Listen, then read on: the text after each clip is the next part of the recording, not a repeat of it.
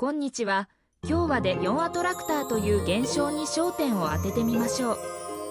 デヨンアトラクターは予測不可能な振る舞いを示す数学的なモデルです。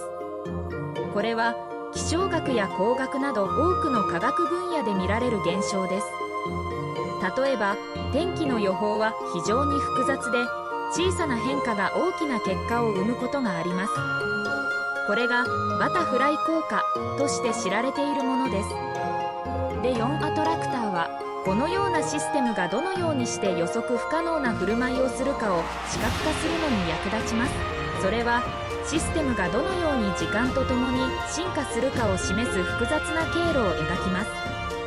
これらの経路は決して交差することはありませんが、互いに非常に近づくことがあります。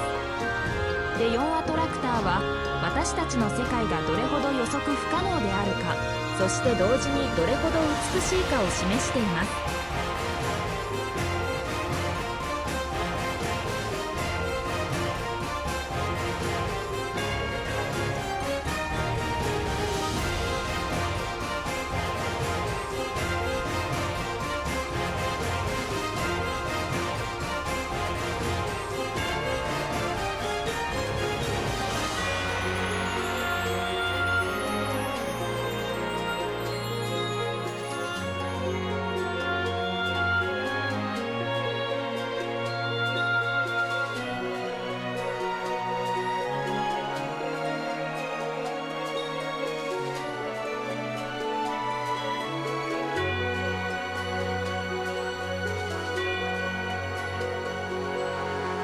このビデオが気に入ったら、いいねとチャンネル登録をお願いします。